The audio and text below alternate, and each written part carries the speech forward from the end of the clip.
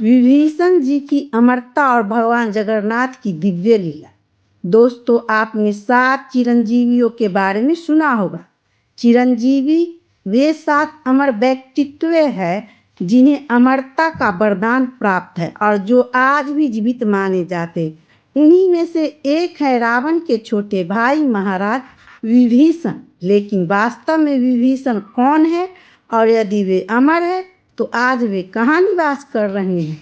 आइए इस रहस्यमय कथा को विस्तार से जानते हैं। रामायण के अनुसार जब रावण माता सीता का हरण कर लंका ले आया तो उसने उन्हें अशोक वाटिका में रखा। अशोक वाटिका में माता सीता की एकमात्र सखी थी विभीषण की पुत्री त्रिजटा। त्रिजटा अशोक वाटिका की प्रमुख प्रहरी थी और माता सीता को युद्ध के संभावित परिणामों के बारे में बताती थी।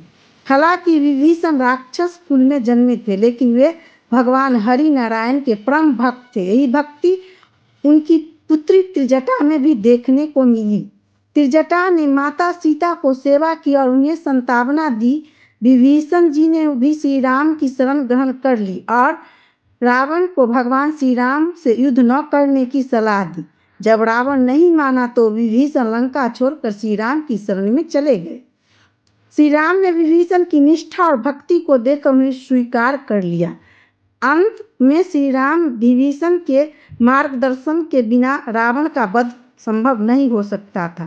श्री राम ने युद्ध में विजय प्राप्त करने के बाद विभीषण को लंका का राजा बना दिया। जब श्री राम अपने धाम वापस लौटने लगे तब विभीषण अत्यंत व्याकुल हो गए। उन्होंने प्रभु से निवेदन किया, हे प्रभु, मेरा तो एक भी दिन आपके दर्शन किए बिना नहीं गुजरता। अब जब आप जा रहे हैं तो मैं आपके दर्शन कैसे कर पाऊंगा? श्री राम ने प्रेम पूर्वक कहा, हे मित्र, तुम हमारे कुल देवता भगवान जगन्नाथ की दीर्घ काल तक पूजा करोगे। जब कलयुग का अंत होगा तब तुम मुझ में लीन हो जाओगे। इस पृथ्वी पर मेरे दर्शन तुम्हें भगवान जगन्नाथ के रूप में होंगे। विशाल समुद्र के किनारे एक भव्य मंदिर होगा जहाँ मेरे स्वरूप की मूर्ति विराजमान होगी और तुम भी सबसे पहले मेरे इस पूजा करोगी। श्री राम के वचनों को सुनकर विभीषण जी भाव विभोर हो गए और नमस्त हो गए। तभी वे विभीषण जी भगवान जगन्नाथ की पूजा करते आ रहे हैं। एक दिन विभीषण जी हमेशा की तरह भगवान जगन्नाथ के दर्शन करने पुरी पहुंचे। ऐसा माना जाता है कि भगवान जगन्नाथ उन्हें प्रत्यक्ष दर्शन देते थे। उस दिन विभीषण ने भगवान से प्रार्थना की, हे प्रभु, मैं इतने दिनों से लंका से यहाँ आकर आपके दर्शन कर रहा हूँ।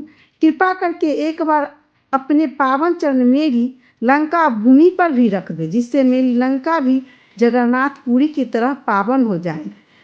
भगवान जगन्नाथ मुस्कुराए और प्रेम पूर्वक तथास्तु कहा। कुछ दिनों बाद वह घड़ी आ गई जब भगवान जगन्नाथ लंका जाने वाले थे। भगवान जगन्नाथ जब लंका जाने लगे तो उन्हें मार्ग में एक पवित्र मठ पड़ा जहाँ उनके परम भक्त बलराम दास निवास करते थे। जब भगवान जगन्नाथ वहां पहुंचे तो बलराम दास अपने आराध्य को साक्षात देखकर भाव विभोर हो गए। उनकी आंखों में असुर धारा बह निकली। भगवान नाथ ने कहा, मैं विभीषण जी को दर्शन देने लंका जा रहा हूँ। यह सुनकर बलराम दास ने प्रार्थना की, हे प्रभु, कृपा करके मुझे भी अपने साथ लंका ले चले। भगवान जगन्नाथ ने उनकी प्रार्थना स्वीकार कर ली और उन्हें एक सोने का मटका सौंपते हुए कहा, जब मैं वापस आऊँगा तब यह मटका मुझे लौटा देना, क्योंकि मैं इसे जगन्नाथपुरी से लाया हूँ। इसके बाद भगवान जगन्नाथ और बलराम दास ने लंका की यात्रा आरंभ की। जब वे लंका पहुंचे तो विभीषण जी ने उनका भव्य स्वागत किया। विभीषण जी ने भगवान के लिए मोतियों की एक सुंदर माला और काली जूही के फूलों से बनी एक दुर्लभ माला तैयार की। भगवान जगन्नाथ इस सेवा से अत्यंत प्रसन्न हुए और उन्हें लंका व उनकी वासियों को आशीर्वाद दिया। इसके पश्चात भगवान जगन्नाथ बलराम दास को उनके मठ में छोड़कर स्वयं अपने धाम लौट गए।